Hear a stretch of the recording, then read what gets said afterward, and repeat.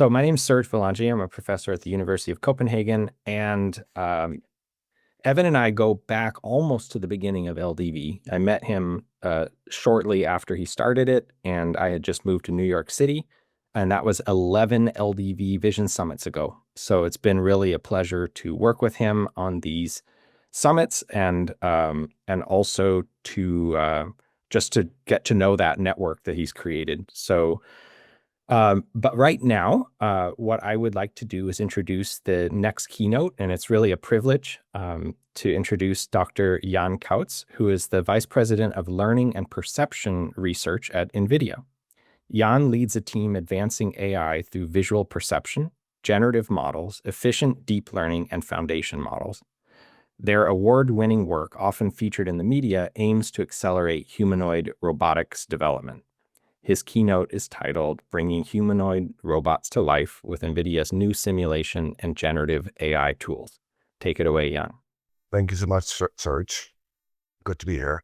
So today I'll be talking about bringing humanoid robots to life, which is work we've been doing in my team for the last year or so. So if we look at the labor markets in the advanced economies, they've been tightening in the last 15 years, meaning there are actually more job vacancies than there are unemployed people. And if you look at the top vacancies by sector, you'll find that 5 out of those 6 sectors require some form of physical labor. So now the question for NVIDIA is, how can AI help? Right? In order for AI to help, AI needs to move into the physical realm, which we call physical AI, and in particular through general robotics. Now, robotics isn't new, right? We've had specialized pre-programmed robots for many years, for instance, in warehouses and factories and so forth. So by themselves, they're not new. But now we're moving to a model where we want to develop generalist robots, so robots that can do many tasks, not just one particular pre-programmed task. So we want to be able to have humanoid robots that people can instruct to do certain tasks. Now you might wonder, why do we have an interest in humanoids?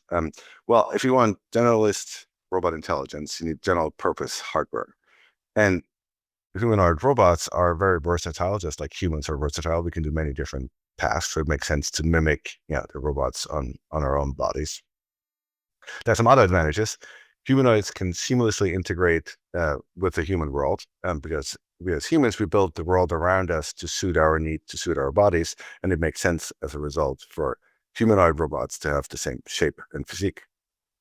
And then finally, which maybe is not as obvious, sharing similar embodiment as humans unlocks the ability for us to use our internet scale data sources, such as videos of people performing things. Because now we can learn from that because a humanoid robot looks very, very similar and would solve a particular task in a very similar manner. So why are we looking at this now? Well, there's a surge in new state-of-the-art and lower cost hardware, and some examples are shown here on the right.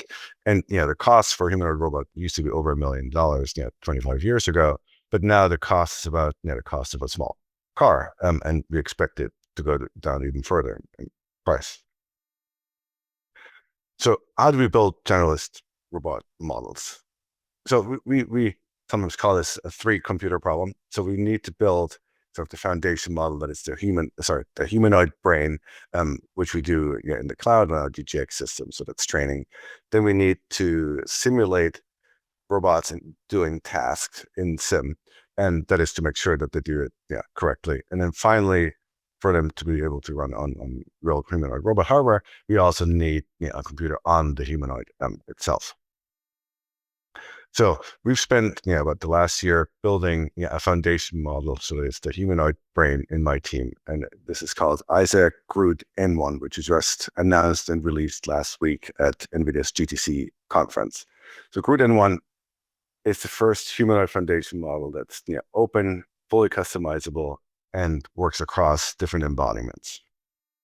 So the way it works is in some sense fairly straightforward. So it's a neural network that takes in the video of what the robot perceives with its cameras. Then you can give it an instruction such as pack all the vegetables on the shelf into the grocery bag.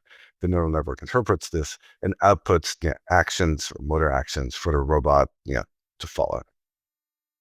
And in a bit more detail, we use this dual brain design, which uses a system 2 type brain, which has high level cognition, reasoning, and planning. And for this, we use a vision language model. So it's like an LLM that takes videos in as well as the instruction, outputs actions. And then we have a system 1 part of the brain that does sort of the low level control, that is actually transforming those actions into robot actions. And for that, we use a diffusion transformer. This is modeled after this book, Thinking Fast, Slow by Daniel Kahneman. So what can we do with this? So here's an example. We instruct our robot to pick up the industrial object and put it in the yellow bin. And this is what this looks like. This is running autonomously on our humanoid robot. And we have many of those examples. I'll show you only a few. So here, there are two robots interacting. We've instructed them for the first one to put the object into this container. And the second robot will pick it up, take the object out, put it in the first bin, and then pour the remaining objects into the second bin. So humanoid robots are coming. Humanoid hardware is getting better and cheaper.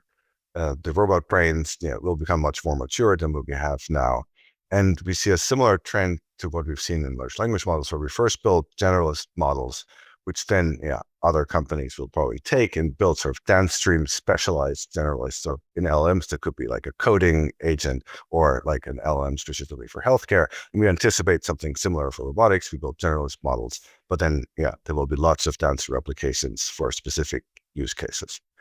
And if you want to play with this yourself, we've open sourced GR00T N1 so that we can uplift the entire community. And with that, thank you very much.